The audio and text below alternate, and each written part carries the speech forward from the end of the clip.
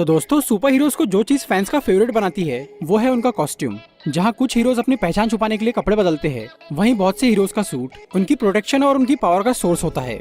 Marvel cinematic universe में हम अब तक कई सारे पावरफुल आर्मर्स देख चुके हैं और अब वक्त आ गया है इन्हें रैंक करने का। आज हम MCU के top 10 powerful super hero suits की बात करेंगे, तो आइए देखते हैं।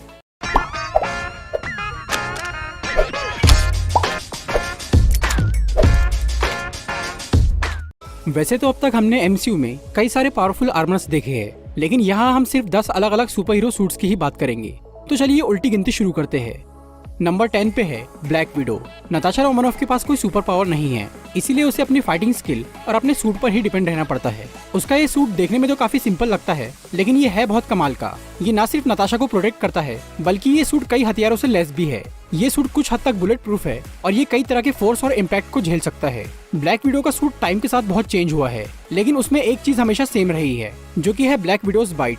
ये bracelets powerful electrical charge produce करते हैं, जिससे किसी को भी बेहोश या खत्म किया जा सकता है। टोनी स्टार्क ने ब्लैक विडो के सूट को अपग्रेड किया था, जिससे ये और भी खतरनाक बन गया था। नंबर 9 पे है Captain Marvel. Carol Danvers MCU के सबसे पावरफुल कैरेक्टर्स में से एक है। वैसे तो उसे किसी आर्मर की जरूरत नहीं है, लेकिन फिर भी उसके पास एक सुपर सूट है। क्री स्टारफोर्स से मिला ये यूनिफॉर्म बहुत ही काम की चीज है। ये सूट बहुत ड्यूरेबल है, इस पे किसी भी तरह के एनर्जी ब्लास्ट का कोई असर नहीं होता। इसके साथ ही ये टेक्निकली बहुत एडवांस है। इस सूट में एक यूनिवर्सल ट्रांसलेटर लगा हुआ है, जिससे किसी की भी लैंग्वेज को समझा जा सकता है। इसमें एक कम्युनिकेशन डिवाइस है और एक एनालाइजर है, जो कि आसपास की इंफॉर्मेशन निकालने के काम आता है। इस सूट में एक हेलमेट भी है, जो कि हर तरह के एनवायरनमेंट में सांस लेने में मदद करता है। नंबर 8 पे है स्टार लॉर्ड। पीटर क्विल यानी स्टार लॉर्ड भले ही कोई काम का आदमी ना हो, लेकिन उसका सूट और उसके गैजेट्स बहुत यूजफुल है। उसका आर्मर कई अलग अलग चीजों से मिलकर बना है। सबसे पहले बात करते हैं उसके हेलमेट की। ये कोलैप्सिबल हेलमेट प्रोटेक्शन के अलावा हेड्स अप डिस्प्ले की तरह काम करता है और ये स्पेस में सांस लेने के भी काम आता है। इसके साथ ही स्टार लॉर्ड के पास जेट अटैचमेंट्स भी है, जिसे वो अपने पैरों और पीठ पर लगाकर उड़ सकता है। इस सब के अलावा उसके पास कई तरह के वेपन्स और गैजेट्स है, जैसे कि ब्लास्टर और बॉम्ब्स।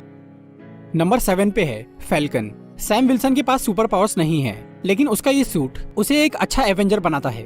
एक्सो 7 फैल्कन नाम का ये मिलिट्री हार्डवेयर बहुत जोरदार टेक्नोलॉजी है। सैम का ओरिजिनल सूट सिर्फ उड़ने के लिए डिजाइन किया गया था, लेकिन बाद में इसमें कई सारे अपग्रेड्स किए गए और ये एक पावरफुल आर्मर बन गया। इसका यूज करके सैम बहुत तेजी से और बहुत ऊंचा उड़ सकता है। इसमें बुलेट प्रूफ विंग्स है, जो कि एक शील्ड की तरह भी काम करते हैं और जरूरत पड़ने पर ये विंग्स हमला भी कर सकते हैं। इसके साथ ही फैल्कन के पास कॉम्बैट गॉगल्स है, जिससे वो मॉनिटरिंग और ट्रैकिंग कर सकता है, और एक कंट्रोलर जिससे वो मिसाइल्स फायर करता है और अपने ड्रोन रेडविंग को कंट्रोल करता है। नंबर 6 पे है Antman and Wasp. Hank Pym का ये साइज चेंजिंग सूट एक बहुत जबरदस्त इन्वेंशन है। वैसे तो ये सूट और इसकी पावर्स इतनी खास नहीं लगती, लेकिन अगर ये सूट किसी स्किल्ड पर्सन के हाथ लग जाए तो वो उससे बहुत कुछ कर सकता है। यहाँ हम एंटमैन और वॉस्प दोनों के ही सूट की बात कर रहे हैं, क्योंकि दोनों के सूट में ज्यादा फर्क नहीं है। स्कॉट के मुकाबले होप का सूट थोड़ा ज्यादा अच्छा है, क्योंकि इसमें विंग्स और ब्लास्टर भी है। अब तक हमने सिर्फ एंटमैन को ही जायंट मैन बनते हुए देखा है, पर हो सकता है कि वॉस्प भी ये काम कर पाए। साइज चेंजिंग के अलावा इस सूट से इंसेक्ट्स को भी कंट्रोल किया जा सकता है। नंबर 5 पे है डॉक्टर स्ट्रेंज। सॉर्सरर सुप्रीम यानी स्टीवन स्ट्रेंज को किसी खास आर्मर की जरूरत नहीं है। उसका मैजिक ही बहुत पावरफुल है, लेकिन फिर भी उसके पास एक कमाल का सूट है, जिसे हम डॉक्टर स्ट्रेंज का साथी भी कह सकते हैं। क्लोक ऑफ लेविटेशन एक सोचने समझने वाला जादुई लबादा है, जो कि अपनी मर्जी से भी काम करता है और अपने विल्डर के भी ऑर्डर को फॉलो करता है। ये क्लोक डॉक्टर स्ट्रेंज को न सिर्फ उड़ने में मदद करता है, बल्कि ये उसे कई खतरों से भी बचाता है। इस क्लोक ने खुद डॉक्टर स्ट्रेंज को अपना मास्टर चुना है और वो हर वक्त अपने मास्टर की प्रोटेक्शन करता है। नंबर 4 पे है वॉर मशीन। जेम्स रोड्स का ये आर्मर टोनी स्टार्क की ही टेक्नोलॉजी से बना है, लेकिन ये आयरन मैन के सूट से बहुत अलग है। वॉर मशीन आर्मर एक फ्लाइंग टैंक की तरह है। इसमें कई सारे खतरनाक मिलिट्री वेपन्स लगे हुए हैं। वैसे तो वॉर मशीन के सभी सूट बहुत जोरदार है, लेकिन इन्फिनिटी वॉर में दिखने वाला मार्क 4 और एंड गेम में दिखने वाला मार्क 7 वॉर मशीन के सबसे पावरफुल आर्मर है। मिसाइल लॉन्चर और मशीन गन से लैस ये सूट कई लोगों को एक साथ खत्म कर सकता है। इसमें और भी बहुत से स्पेशल वेपन्स है, जैसे की सोनिक गन और मिनिएचर बॉम्ब्स। नंबर 3 पे है स्पाइडरमैन। पीटर पार्कर के पास वैसे तो कमाल की सुपर पावर्स है, लेकिन इसके बावजूद टोनी स्टार्क ने उसे एक हाईटेक सूट दिया है। स्पाइडरमैन होमकमिंग में दिखने वाला सूट तो बढ़िया था ही, लेकिन इन्फिनिटी वॉर में पीटर को एक और ऑसम सूट मिल गया। ये आयरन स्पाइडर सूट बहुत पावरफुल है, क्योंकि ये नैनो टेक्नोलॉजी से बना है। इस सूट में कई तरह के वेब शूटर्स है और इसमें 4 स्पाइडर लेग्स है, जो कि जरूरत पड़ने पर ऑटोमेटिकली बाहर आ जाते हैं। ये स्पाइडर लेग्स डिफेंस और अटैक दोनों के लिए ही काम आते हैं। इस सूट का आर्टिफिशियल इंटेलिजेंस काफी बढ़िया है, जो कि पीटर की बिना सोचे समझे ही काफी कुछ कर लेता है। इस सूट में और भी बहुत सारे फंक्शंस है, जो कि अभी तक हमें ठीक से दिखाई भी नहीं गए हैं। नंबर 2 पे है ब्लैक पैंथर। पैंथर हैबिट यानी वकांडा के राजा का ये सूट लाजवाब है। ब्लैक पैंथर का ये सूट बना है वाइब्रेनियम से, एक ऐसा मेटल जिसे तोड़ पाना लगभग नामुमकिन है। तचाला यानी ब्लैक पैंथर का ओल्ड सूट स्ट्रॉन्ग तो था, मगर उसका ये नया सूट स्ट्रॉन्ग होने के साथ साथ बहुत एडवांस भी है।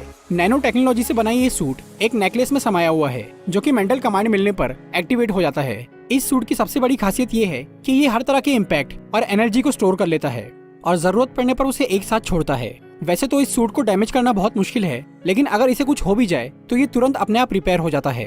एनर्जी एब्जॉर्प्शन एबिलिटी की वजह से ब्लैक पैंथर को अपने पास कोई हथियार रखने की जरूरत नहीं है, लेकिन फिर भी इसमें वाइब्रेनियम क्लॉज है जो कि किसी भी चीज को काट सकते हैं।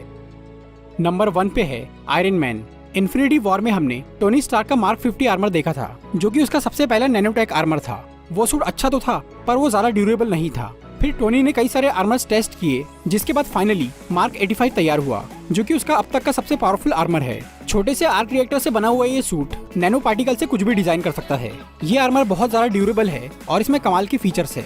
ये सूट बहुत सारे वेपन्स बना सकता है और थॉर की लाइटनिंग को एम्पलीफाई भी कर सकता है। इस आर्मर की सबसे बड़ी खासियत ये है कि ये सभी इन्फिनिटी स्टोन्स को संभाल सकता है। टोनी ने इससे एक गाउंटलेट बनाकर स्नैप किया था, जिससे थैनोस और उसकी पूरी आर्मी धूल बन गई। इन्फिनिटी स्टोन्स की एनर्जी से अच्छों का बुरा हाल हो जाता है, इसीलिए टोनी अपने सबसे पावरफुल आर्मर में भी बच नहीं पाया। लेकिन फिर भी वो अपने आर्मर की वजह से ही स्नैप के बाद भी कुछ देर तक जिंदा बचा रहा। इसीलिए आयरन मैन का mark 85 best super hero armour है। तो दोस्तों, ये थी MCU के टॉप 10 सुपर हीरो आर्मर्स के बारे में एक वीडियो। अगर आपको ये वीडियो अच्छी लगी हो तो इसे लाइक और शेयर जरूर करिए, और ऐसी इंटरेस्टिंग वीडियोस देखने के लिए सब्सक्राइब कीजिए हमारा चैनल और इस बेल को दबाइए, ताकि आपको हमारी वीडियोस सही टाइम पर मिल सके। Walking alone, the streets are empty.